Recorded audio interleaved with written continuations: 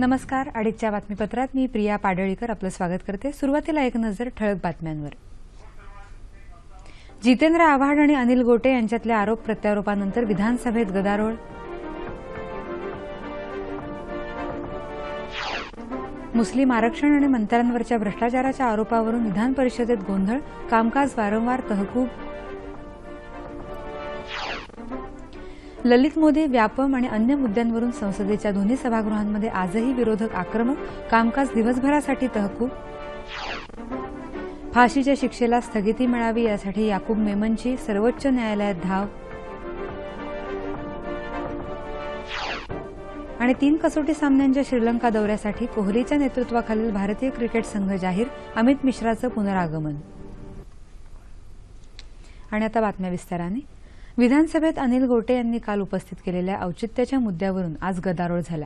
सांगली इथं झालेल्या कार्यक्रमात आमदार जितेंद्र आव्हाड यांनी काही सन्माननीय सदस्यांचा एकेरी उल्लेख केल्याबाबत स्पष्टीकरणाची मागणी गोटे यांनी केली होती. त्यावर आपण कोणाचाही एकेरी उल्लेख केला नसल्याचं स्पष्ट करताना आव्हाड यांनी अनिल गोटे यांचा उल्लेख तेलगीचे मित्र असा केला. त्यावर मुंबईच्या पोलीस आयुक्तपदी रणजित सिंग शर्मा यांची नियुक्ती करावी यासाठी छगन भुजबळ यांना 10 कोटी रुपये देण्यात आले होते. त्यापैकी 4 कोटी रुपये तेलगीनं दिल्याचा प्रत्यारोप अनिल गोटे यांनी केला. या आरोपानंतर सभागृहात प्रचंड गोंधळ झाल्यामुळे कामकाज 10 मिनिटांसाठी तहकूब करण्यात आलं. कामकाज पुन्हा सुरू होताच आक्षेपार्ह वक्तव्य कामकाजातून काढून टाकावीत अशी विनंती आमदार दिलीप वळसे पाटील यांनी केली. त्यावर यासंदर्भातली विधानं तपासून पाहून नंतरच काढली जातील असं अध्यक्षांनी स्पष्ट केलं. यानंतर सभागृहाचं कामकाज सुरळीत सुरू झाल्याची माहिती आमचे प्रतिनिधी नाना मेश्राम आणि मिलिंद लिमये यांनी दिली आहे. प्रश्नोत्तराच्या तासात सामाजिक न्याय विभागाकडून आलेल्या उत्तरानं समाधान न झाल्यानं विधानसभेत गदारोळ होऊन कामकाज 10 मिनिटांसाठी तहकूब करण्यात आलं. सांगली जिल्ह्यातल्या अनुदानित वसतिगृहांच्या अनुदानाबाबतच्या प्रश्नावर देण्यात आलेलं सुधारित उत्तर सदस्यांना उपलब्धच झालं नाही. त्यामुळे छापील उत्तर आणि सुधारित उत्तरात तफावत असल्यानं सभागृहात गदारोळ झाला. दरम्यान सामाजिक न्यायमंत्री आणि विरोधी सदस्यांमध्ये शाब्दिक चकमकही सभागृहात उडाल्या. त्यामुळे सभागृहाचं कामकाज तहकूब करावं लागलं. ग्रामीण भागात असणाऱ्या रस्त्यांची दुरवस्था सुधारण्यासाठी मुख्यमंत्र्यांच्या विशेष सडक योजनेची धडक अंमलबजावणी करण्यात येईल असं सार्वजनिक बांधकाम मंत्री चंद्रकांत पाटील यांनी स्पष्ट केलं. ग्रामीण आणि डोंगरी भागातल्या रस्त्यांच्या दुरवस्थेबाबतची चर्चा सत्तारूढ सदस्यांकडून मंगळवारी उपस्थित करण्यात आली होती. त्याला ते आज उत्तर देत होते. मुख्यमंत्र्यांचं ग्रामीण भागातल्या रस्ते बांधणीकडे विशेष लक्ष आहे असंही चंद्रकांत पाटील यावेळी सांगितलं. संपूर्ण राज्यात दारूबंदी करण्याचा सध्या कोणताही विचार नाही असं मुख्यमंत्री देवेंद्र फडणवीस यांनी आज विधान परिषदेत स्पष्ट केलं. यवतमाळ जिल्ह्यात दारूबंदीसाठी आग्रह धरणाऱ्या पोलीस पाटील यांची हत्या करण्यात आल्यासंदर्भातली लक्षवेधी सूचना राष्ट्रवादी काँग्रेसचे संदीप बाजोरिया यांनी मांडली होती.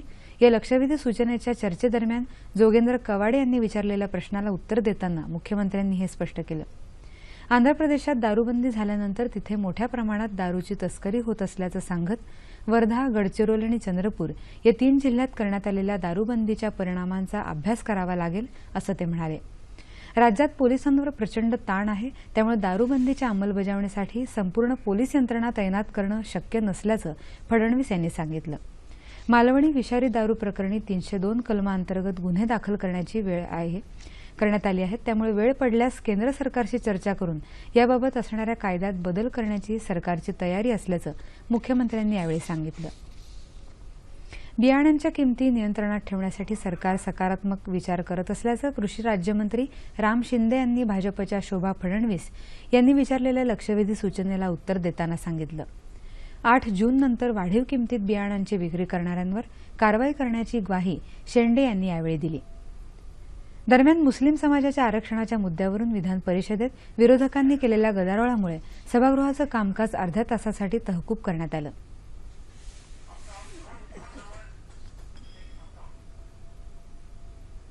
मागच्या नागपूरच्या अधिवेशनामध्ये आम्ही या मुस्लिम समाजाला आरक्षण मिळालं पाहिजे त्याकरता आंदोलन केलं आणि आज सुद्धा या ठिकाणी त्यांनी मुस्लिम समाजाच्या बांधवांना त्या ठिकाणी विद्यार्थ्यांना शिक्षणामध्ये आरक्षण दिलं पाहिजे एवढं माननीय हायकोर्टाने क्लिअर निर्देश दिले असून सुद्धा आजपर्यंत त्यांनी तो अध्यादेश काढलेला नाही. त्यामुळे मुस्लिम समाजावर हा अन्याय आहे. मंत्रिमंडळातल्या काही मंत्र्यांवर भ्रष्टाचाराचे आरोप झाले आहेत. या संदर्भात सर्व कामकाज बाजूला ठेवण्याची मागणी करणारा स्थगन प्रस्ताव राष्ट्रवादी काँग्रेसच्या हेमंत टकले यांनी मांडला. मात्र सभापतींनी तो फेटाळून लावल्यानंतर विरोधकांनी प्रचंड घोषणाबाजी केली. त्यामुळे कामकाज दोनदा तहकूब करावं लागलं, असं आमच्या प्रतिनिधी सोनल चव्हाण यांनी कळवलं आहे. ललित मोदी मुद्द्यावरून संसदेच्या दोन्ही सदनात आजही गदारोळ झाला. यासह व्यापम घोटाळा आणि इतर मुद्द्यांवरून लोकसभेत गदारोळ झाल्यानं सदनाचं कामकाज अखेर दिवसभरासाठी तहकूब करण्यात आलं. राजीनामा नाही तर चर्चा नाही या पवित्र्यावर काँग्रेससह आणखी 3 विरोधी पक्ष ठाम राहिले.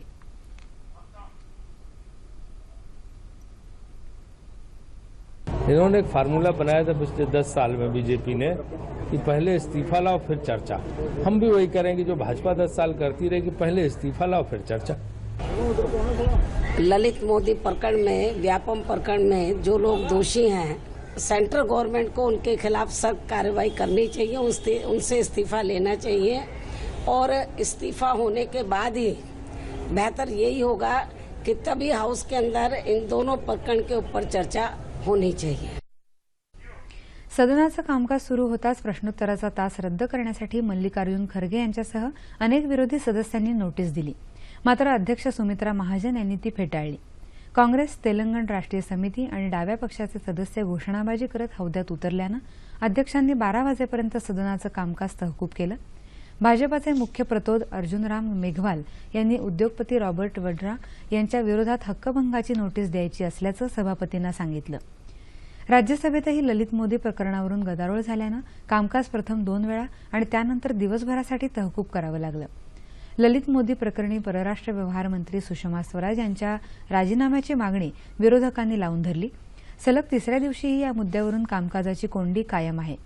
ललित मोदी आणि व्यापम घोटाळा मुद्द्यावरून संसदेचं कामकाज चालू न देण्याच्या निर्णयाचा काँग्रेसनं फेरविचार करावा असं आवाहन संसदीय कामकाज मंत्री व्यंकय्या नायडू यांनी केलं आहे. विरोधक चर्चेपासून पळ का काढत आहेत याबद्दल त्यांनी आश्चर्य व्यक्त केलं.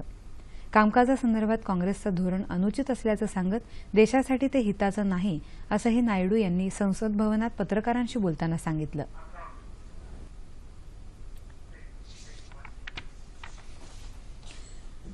परराष्ट्र मंत्री सुषमा स्वराज यांच्या राजीनाम्याच्या मागणीवर आपला पक्ष ठाम असून त्याशिवाय संसदेचं कामकाज चालू देणार नाही असा पुनरुच्चार काँग्रेस उपाध्यक्ष राहुल गांधी यांनी केला आहे. ललित मोदी आणि व्यापम घोटाळा प्रकरणी पंतप्रधान नरेंद्र मोदी यांनी स्पष्टीकरण द्यावं असं सांगून पंतप्रधानांची विश्वासार्हता खालावत चालल्याचा आरोप त्यांनी संसद भवन परिसरात पत्रकारांशी बोलताना केला. 1993च्या मुंबई साखळी बॉम्बस्फोटातला दोषी याकूब मेमन यानं आपल्या फाशीच्या अंमलबजावणीला स्थगिती मिळावी यासाठी सर्वोच्च न्यायालयात आज धाव घेतली आहे.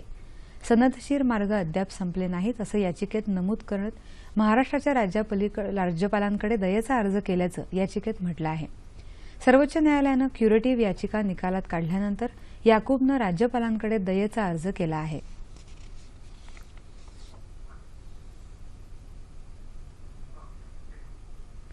शेअर बाजारामार्फत काळा पैसा वापरात आणण्याचा प्रयत्न करत 5 ते 6 हजार कोटी रुपयांचा कर बुडवल्याचा भांडवली बाजार नियंत्रक सेबीचा संशय असून या संदर्भात 900 कंपन्यांना शेअर बाजारात वावरासाठी बंदी आणणारा आदेश सेबीनं बजावला आहे. अधिक चौकशीसाठी ही प्रकरणं प्राप्तिकर विभागाकडे सुपूर्द करण्यात आली आहेत.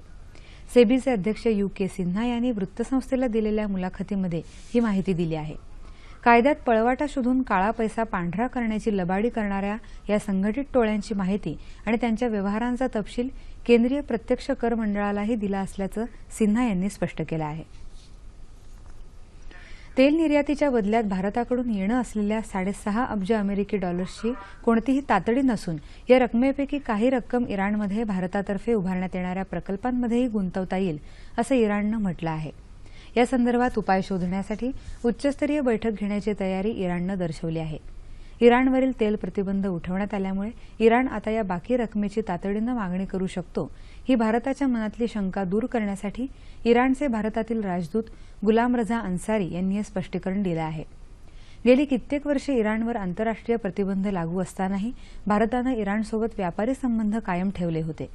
इराणसोबत थेट आर्थिक व्यवहार करण्यावर प्रतिबंध असल्यामुळे भारताकडून इराणला ही रक्कम देय होती. मध्य प्रदेशातमधल्या व्यावसायिक परीक्षा मंडळ अर्थात व्यापम घोटाळा प्रकरणी सीबीआयनं काल मध्य प्रदेशचे माजी मंत्री लक्ष्मीकांत शर्मा आणि त्यांचा सहाय्यक ओमप्रकाश शुक्ला यांच्या विरोधात प्राथमिक माहिती अहवाल दाखल केला. सीबीआयनं आतापर्यंत या प्रकरणात 13 प्राथमिक माहिती अहवाल दाखल केले आहेत.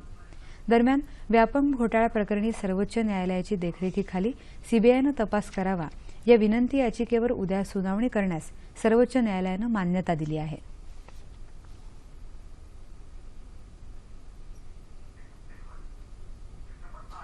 वारकरी संप्रदायाला ज्याची ओढ लागलेली असते ती आषाढी एकादशी येत्या सोमवारी असून लाखो भक्त विठूनामाच्या गजरात पंढरपुराकडे निघाले आहेत. अंदाजे 10 लाख वारकरी पंढरपुरात दाखल होण्याची शक्यता लक्षात घेऊन जिल्हा प्रशासनही सज्ज झालं आहे. 27 जुलैला येणाऱ्या आषाढी एकादशीला पंढरपूरला येणाऱ्या भक्तांची गर्दी लक्षात घेऊन जिल्हा प्रशासनानं निवास, आरोग्य, वीज, पाणी, रस्ते आणि शौचालय अशा अत्यावश्यक सुविधा उपलब्ध करून दिल्या आहेत. यंदाच्या वर्षी वारकऱ्यांसाठी चंद्रभागा नदी शेजारी 65 एकर जागेवर राहण्यासाठी जिल्हा प्रशासनाने जागा उपलब्ध करून दिली आहे. उच्च न्यायालयाच्या निर्देशानुसार 18,500 सुलभ शौचालय उभारण्यात येत आहेत. चंद्रभागेत वारकऱ्यांना स्नान करण्यासाठी उजनी धरणातून 800 दशलक्ष घनमीटर पाणी सोडण्यात आलंय. जुन्या दगडी पुलाशेजारी वाहतुकीसाठी 90 दिवसात बंधारा बांधण्यात आलाय. आषाढी सोहळ्याचं नियोजन IRS प्रणालीद्वारे करण्यात आलं असल्याची माहिती जिल्हाधिकारी तुकाराम मुंडे यांनी दिली आहे. कायदा सुव्यवस्था राखण्यासाठी 3,000 पोलीस बंदोबस्तासाठी तैनात करण्यात आले आहेत. पंढरपूरकडे येणाऱ्या सर्व मार्गांवर वाहतूक पोलीस, बॉम्ब शोध पथक, महिला छेडछाड विरोधी पथक तैनात करण्यात आले आहेत, अशी माहिती वरिष्ठ पोलीस निरीक्षक नितीन नेवासे यांनी दिली आहे. स्वच्छ वारी स्वच्छ पंढरपूर राहण्यासाठी 1200 सफाई कामगार, 100 पाणी टँकर, अग्निशमन दल, प्राथमिक आरोग्य केंद्र उभारण्यात आली आहेत. 200 डॉक्टर आणि परिचारिका तसंच रुग्णवाहिका सुसज्ज ठेवण्यात आल्या आहेत. राज्य परिवहन मंडळाच्या वतीनं विविध विभागातून 1300 बसेसच्या माध्यमातून वाहतूक सेवा देण्यात येणार आहे. वारकऱ्यांच्या सेवेसाठी यात्रा काळात मध्य रेल्वेमार्फत सकाळी 3 आणि संध्याकाळी 3 अशा विशेष रेल्वे गाड्या सोडण्यात येणार आहेत.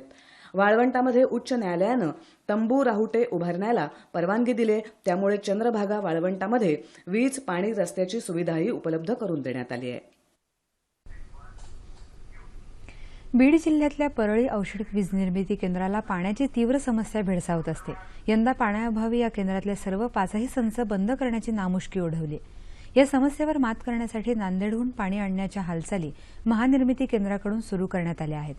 नांदेड ते परळी हे अंतर 110 किलोमीटर इतकं असल्यामुळे पाण्याचा हा प्रवास कितपत किफायतशीर होईल याचं सर्वेक्षण करण्यात येणार असल्याची माहिती वीज निर्मिती केंद्राचे मुख्य अधीक्षक RB गोहणे यांनी दिली आहे. हा प्रयत्न यशस्वी झाला तर परळी वीज निर्मिती केंद्राची पाण्याची समस्या कायमस्वरूपी निकालात निघू शकेल असं त्यांनी म्हटलं आहे. कोराडी इथल्या वीज निर्मिती केंद्राला नागपूरहून अशाच पद्धतीनं पाणीपुरवठा करण्यात येतो अशी माहितीही गोहणे यांनी दिली आहे. स्टेम सेल्स आणि भौतिकोपचार पद्धतीनं इलाज केल्यास निकामी झालेले मज्जारज्जू पुनरुज्जीवित होऊन कायम अपंगत्व आलेले व्यक्ती पुन्हा आपल्या पायावर उभं राहू शकतात हे सिद्ध झालं आहे, असं शीव इथल्या लोकमान्य टिळक रुग्णालयाचे मेंदूशास्त्र विभागाचे प्रमुख डॉक्टर आलोक शर्मा यांनी म्हटलं आहे.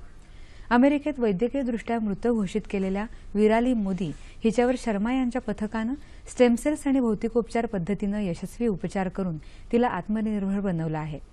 या पद्धतीत रुग्णाच्या हाडांमधल्या आतल्या भागात असलेले स्टेम सेल्स सुईच्या सहाय्यानं काढून ते रुग्णाच्या मज्जारज्जूभोवती असलेल्या द्रवात सोडले जातात.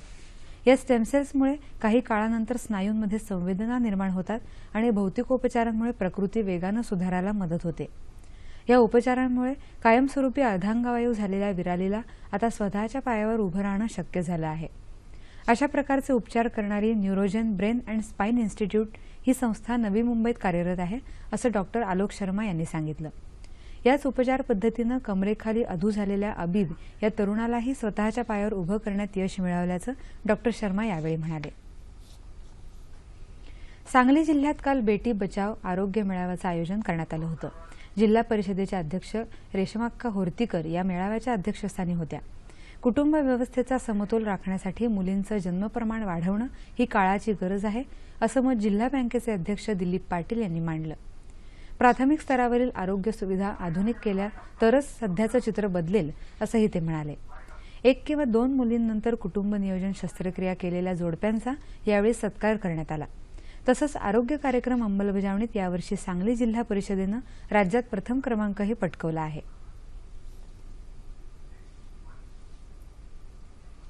आकाशवाणीचा आज 88वा वर्धापन दिन. हा दिवस देशभर प्रसारण दिन म्हणून साजरा केला जातो. मनोरंजनासह उपयुक्त असे माहितीपट कार्यक्रम आणि बातम्या आकाशवाणी श्रोत्यांपर्यंत पोहोचवते. त्यामुळेच इलेक्ट्रॉनिक प्रसारमाध्यमांच्या स्पर्धेत आजही आकाशवाणी आपली लोकप्रियता टिकवून आहे.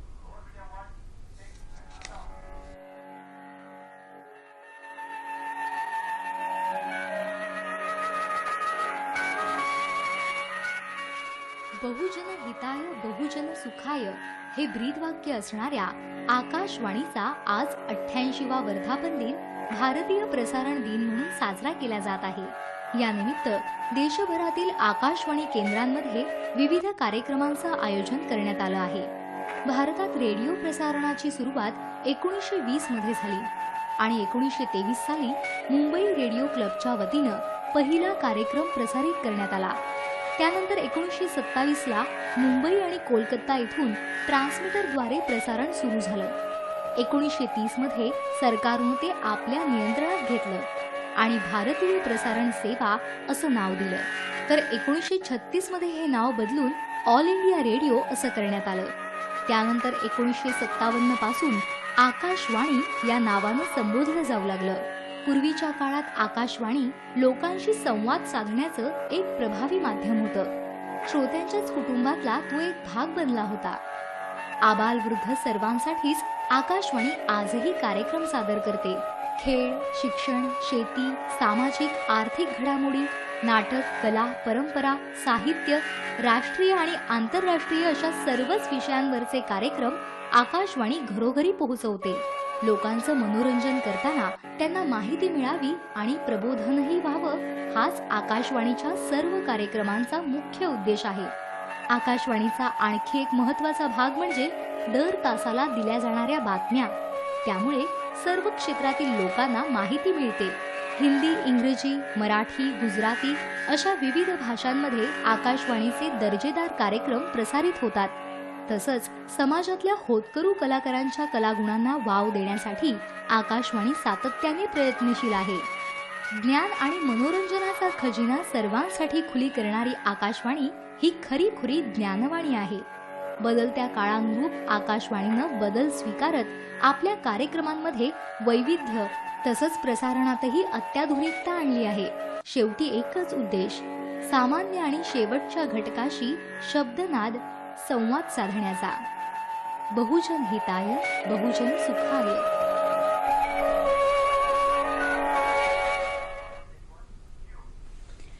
आज वनसंवर्धन दिवस आहे. जंगल म्हणजे केवळ वृक्षांचा समूह नसून ती असते परिसंस्था. माणसांसह पशुपक्षी, कीटक या सर्वांचं आयुष्य वृक्षावर अवलंबून असतं. हवेतल्या उपयोगी घटकांचं संतुलन आणि जमिनीची धूप ही सुद्धा वृक्षांवरच अवलंबून असते. म्हणूनच वृक्षांचं अस्तित्व आपल्या जीवनाशी जोडलेलं आहे. वाढत्या लोकसंख्येच्या गरजा भागवण्यासाठी तोडलेल्या वृक्षांची भरपाई करणं काळाची गरज आहे. वृक्षतोडीमुळे अपरिमित सामाजिक आर्थिक नुकसान होतं. त्यामुळे वनांचं संरक्षण ही सर्वांची जबाबदारी आहे. या दिनाचं औचित्य साधून प्रत्येकानं आपली ही जबाबदारी कटाक्षानं पार पाडणं गरजेचं आहे. भारतीय असंतोषाचे जनक लोकमान्य बाळ गंगाधर टिळक यांची आज 159वी जयंती. राजकीय, सामाजिक आणि सांस्कृतिक कार्याच्या माध्यमातून भारतीयांच्या मनात पारतंत्र्याविरोधात स्फुल्लिंग चेतवणाऱ्या या महामानवाला विनम्र अभिवादन. भारतीय जनतेत स्वराज्याची जाणीव निर्माण करणारे तसंच स्वराज्य मिळवण्यासाठी सिंहगर्जना करून समाजाला प्रेरित करणारे लोकमान्य बाळ गंगाधर टिळक. बाळ ते लोकमान्य हा त्यांचा प्रवास प्रेरणा देणारा. लोकमान्यांनी 1880 साली विष्णुशास्त्री चिपळूणकर आणि गोपाळ गणेश आगरकरांबरोबर सुरू केलेलं न्यू इंग्लिश स्कूल, आर्यभूषण नावानं सुरू केलेला छापखाना, मराठी केसरी आणि इंग्रजी मराठा सारख्या वृत्तपत्रांची सुरुवात, डेक्कन एज्युकेशन सोसायटी आणि फर्ग्युसन महाविद्यालयाची स्थापना या सगळ्या घटनांमुळे अवघा महाराष्ट्र घडत गेला. पत्रकार टिळक ही भूमिकाही खूपच महत्वाची. केसरी आणि मराठातून त्यांनी केलेलं लेखन स्फूर्तिदायी आणि दिशादर्शक असे. त्यांचे अग्रलेख जनसामान्यांना सामाजिक आणि राजकीय परिस्थितीबाबत सजग करत असत. त्यांच्या अग्रलेखांमुळे महाराष्ट्र खडबडून जागा झाला. लेखनाप्रमाणेच लोकमान्यांचं वक्तृत्वही धारदार होतं. ब्रिटिश साम्राज्याविरुद्ध समाजाला एकत्र आणण्यासाठी त्यांच्या जागृती करण्यासाठी लोकमान्यांनी श्री गणेशा केला सार्वजनिक शिवजयंती आणि गणेशोत्सवाचा. वंगभंग चळवळीतही लोकमान्यांचा सहभाग महत्वाचा.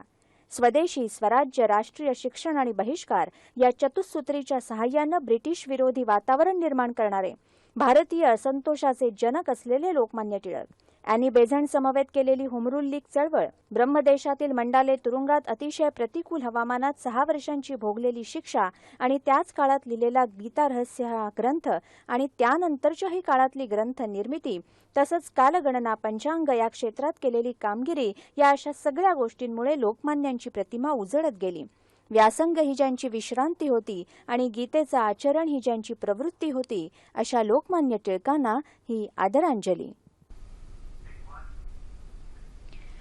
लोकमान्य टिळक जयंतीनिमित्त पंतप्रधान नरेंद्र मोदी यांनी संसद भवनातल्या लोकमान्यांच्या प्रतिमेला पुष्पहार अर्पण करून अभिवादन केलं.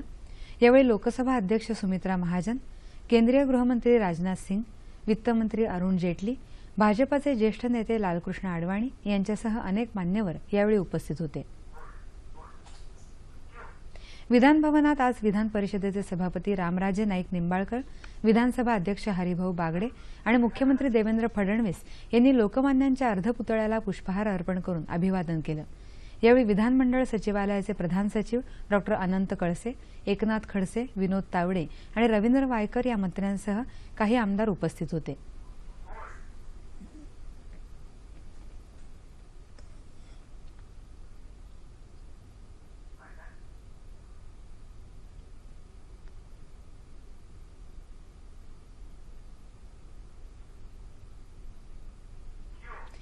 मुंबई मंत्रालयातही मुख्यमंत्री देवेंद्र फडणवीस यांनी लोकमान्य टिळकांच्या प्रतिमेला पुष्पहार अर्पण करून आदरांजली वाहिली. राज्याचे मुख्य सचिव स्वाधीन क्षत्रिय यांच्यासह इतर मान्यवरांनीही गुलाब पुष्प अर्पण करून टिळकांना अभिवादन केलं.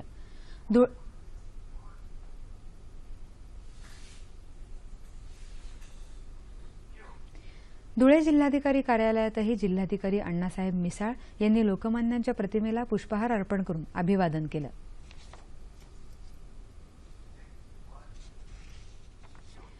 भारतीय स्वातंत्र्य लढ्यातले क्रांतिकारक चंद्रशेखर आझाद यांची आज 109वी जयंती. अलिराजपूर जिल्ह्यातल्या भावरा या गावात 23 जुलै 1906 रोजी त्यांचा जन्म झाला. वयाच्या 15व्या वर्षी चंद्रशेखर आझाद यांनी महात्मा गांधींनी सुरू केलेल्या असहकार आंदोलनात सहभाग घेतला होता. यासाठी त्यांना अटक झाली होती. असहकार चळवळीनंतर चंद्रशेखर यांनी क्रांतिकारी चळवळीत उडी घेतली. हिंदुस्थान रिपब्लिकन असोसिएशनमध्ये ते दाखल झाले. रामप्रसाद बिस्मिल यांच्या मृत्यूनंतर चंद्रशेखर यांनी हिंदुस्थान रिपब्लिक असोसिएशन या क्रांतिकारी संघटनेची हिंदुस्थान सोशलिस्ट रिपब्लिकन असोसिएशन या नावानं पुनर्बांधणी केली. हिंदी चित्रपटसृष्टीत 4 दशकांहून अधिक काळ आपल्या वैविध्यपूर्ण अभिनयानं अधिराज्य गाजवलेल्या मेहमूद यांचा आज 11वा स्मृतिदिन. अभिनयाबरोबरच त्यांनी निर्माता, दिग्दर्शक आणि गायक म्हणूनही आपली एक वेगळी छाप उमटवली. हिंदी चित्रपटसृष्टीत विनोदाचा बादशहा म्हणून ओळखल्या जाणाऱ्या मेहमूद अली अर्थात सर्वांचे लाडके चित्रपट अभिनेते मेहमूद यांचा आज 11वा स्मृतिदिन. आपल्या सिने कारकिर्दीत मेहमूद यांनी 300च्या वर चित्रपटांमध्ये वैविध्यपूर्ण भूमिका केल्या आहेत. करिअरच्या सुरुवातीच्या काळात त्यांनी सीआयडी, 2 बिगा जमीन, प्यासा या चित्रपटातून खलनायकी तसंच नकारात्मक भूमिका करत सिनेसृष्टीत पदार्पण केलं. मात्र त्यांच्या या भूमिका फारशा गाजल्या नाहीत. त्यांना खरी ओळख मिळाली ती त्यांनी स्वतः दिग्दर्शित केलेल्या आणि अभिनेत्याची भूमिका साकारलेल्या भूत बंगला या चित्रपटातून. या चित्रपटात अभिनेत्री तनुजानं त्यांची सहनायिका म्हणून काम केलं होतं. मात्र शोभा कोटेंसोबत त्यांची जोडी विशेष गाजली. दोघांनीही लव्ह इन टोकियो, ससुराल, दिल एक मंदिर, छोटी बहन या चित्रपटात एकत्र काम केलं. जा जा रे जा दीवानी जा, जा जा रे जा दीवानी जा, मैंने एहसान किया, दिल जो कुर्बान किया, बढ़ बढ़ के बातें न बना. एक चतुर नार करके सिंगार, एक चतुर नार करके सिंगार, मेरे मन के द्वार ये घुसत जात, हम मरत जात, अरे ए, चतुर नार करके सिंगार. अंत कहीं बॉम्बे टू गोवा, कुआरा बाप, सबसे बड़ा रुपया, गुमनाम, आरजू, दो फूल, जिनी और जॉनी या चित्रपटातल्या त्यांच्या भूमिका अतिशय गाजल्या. अभिनेता म्हणून काम केलेला अंदाज अपना अपना हा त्यांचा शेवटचा चित्रपट होता. वयाच्या 72व्या वर्षी मेहमूद यांचं हृदयविकारानं निधन झालं. आज मेहमूदची देहानं जरी आपल्यात नसले तरी त्यांच्या दिमाखदार भूमिकांमधून ते चाहत्यांच्या मनात अमर राहतील. चंदा ओ चंदा किसने चुराई तेरी मेरी निंदिया. श्रीलंकेत पुढच्या महिन्यात होणाऱ्या 3 कसोटी सामन्यांच्या मालिकेसाठी भारतीय संघ आज जाहीर करण्यात आला. भारतीय क्रिकेट नियामक मंडळाचे सचिव अनुराग ठाकूर यांनी आज नवी दिल्लीत पत्रकार परिषदेत 15 खेळाडूंची नावं जाहीर केली. निवड समितीचे अध्यक्ष संदीप पाटील यावेळी उपस्थित होते. विराट कोहली संघाची धुरा सांभाळणार असून शिखर धवन, अजिंक्य रहाणे, चेतेश्वर पुजारा, मुरली विजय, रोहित शर्मा, हरभजन सिंग, वृद्धिमान साहा, KL राहुल, ईशांत शर्मा, भुवनेश्वर कुमार, उमेश यादव, वरुण आरॉन, R अश्विन तसंच अमित मिश्राचा संघात समावेश करण्यात आला. फिरकीपटू अमित मिश्रानं सुमारे 4 वर्षांनंतर कसोटीत पुनरागमन केलं आहे. करण शर्मा आणि मोहम्मद शामी दुखापतीतून सावरले नसल्यानं त्यांच्या नावाची चर्चा झाली नसल्याचं संदीप यांनी स्पष्ट केलं.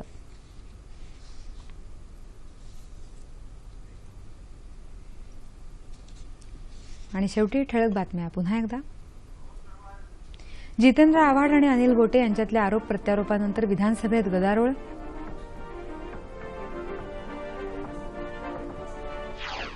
मुस्लिम आरक्षण आणि मंत्र्यांवरच्या भ्रष्टाचाराच्या आरोपावरून विधान परिषदेत गोंधळ, कामकाज वारंवार तहकूब. ललित मोदी, व्यापम आणि अन्य मुद्द्यांवरून संसदेच्या दोन्ही सभागृहांमध्ये आजही विरोधक आक्रमक, कामकाज दिवसभरासाठी तहकूब. फाशीच्या शिक्षेला स्थगिती मिळावी यासाठी याकूब मेमनची सर्वोच्च न्यायालयात धाव. आणि 3 कसोटी सामन्यांच्या श्रीलंका दौऱ्यासाठी कोहलीच्या नेतृत्वाखालील भारतीय क्रिकेट संघ जाहीर, अमित मिश्राचं पुनरागमन. याबरोबरच हे बातमीपत्र संपलं. पुन्हा भेटूया संध्याकाळी 5 वाजता सह्याद्री वाहिनीवर. नमस्कार.